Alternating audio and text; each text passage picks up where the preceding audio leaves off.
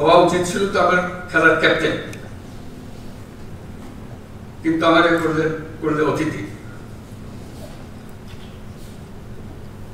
আমি অতিথি হিসেবে বক্তব্য রাখতে চাই না, আমি ক্যাপ্টেন হিসেবে বক্তব্য রাখতে চাই। যদি এটা বাংলাদেশ সরকার হয়ে থাকে, বাংলাদেশ সরকারকে একটা টিম হতে হবে। এটা টিম ওয়ার্ক, এটা এমন না যে আমি আমার মতো করলাম, ওর মতো করলাম, এটা হয় না, কোনো কাজই হয় না। টিম গঠনের জন্য যখন একত্র হয় তখন টিমের কি কার করণীয় সেগুলো নিয়ে আলোচনা, কার ঘাটতি আছে, কাকে তোমার কারণে আমারটা নষ্ট হচ্ছে। খেলা হলো একটা সামগ্রিক জিনিস, একজনের ভুল কাজে পুরো টিম তার সাফল্য থেকে বঞ্চিত হয়। কাজে আমরা কেউ যেন এমন কোনো ভুল কাজ না করি যাতে করে পুরো টিমের সাফল্য ব্যাহত হয়, আমাদের গন্তব্যে পৌঁছা ব্যাহত হয়। এটা নিয়ে আমাদের আলোচনা, আমরা কি করছি।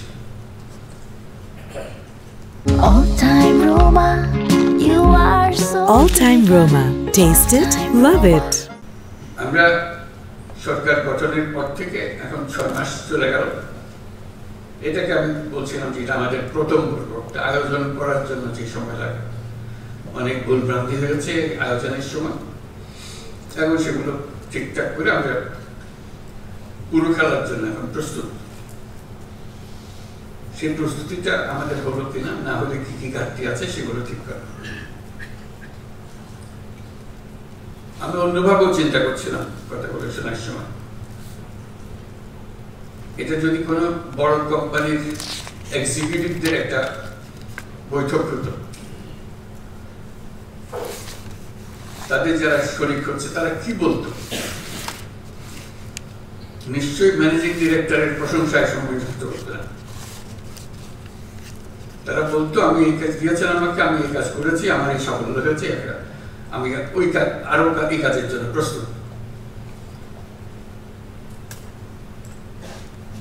আমি দুভাবে দেখালাম, একটা হলো যে খেলার মাঠের খেলোয়াড়, একটা হলো ব্যবসায়িক প্রতিষ্ঠানের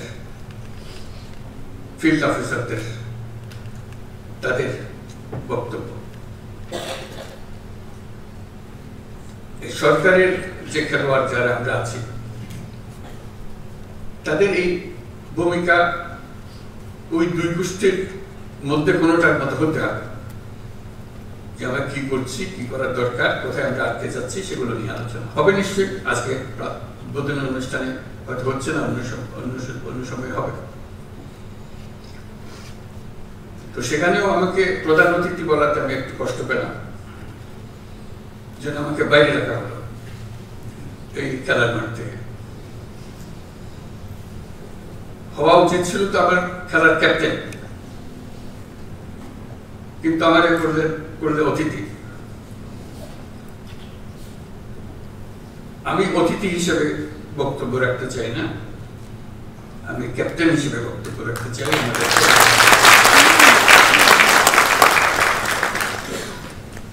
কাজ কি আমাদের একেবারে হাতে গোনা মাপা জিনিস,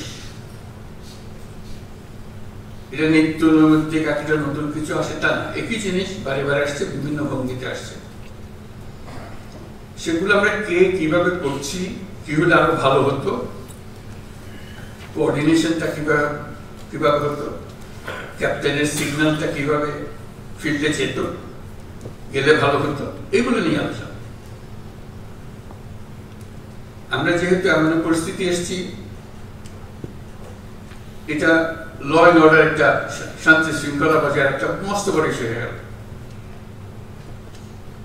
এটাতে আমরা কি পরিমাণ অগ্রসর হলাম, কি করণীয় আমাদের, এটা একটা 1 নম্বর বিবেচ্য বিষয় আমাদের ল এন্ড অর্ডার।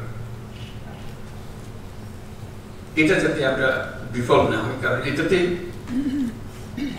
আমাদের সমস্ত অর্জন সফলভাবে অর্জন করতে পারে অথবা বিফলতায় পর্যবসিত হতে পারে।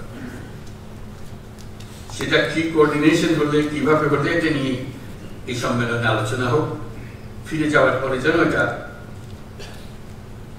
আর বোঝাবুঝির মধ্যে কোনো গলদ না থাকে। আমরা সেখানে কি কি বিষয় অন্তর্ভুক্ত সেগুলো তোমাদের খুব ভালো করে জানা আছে।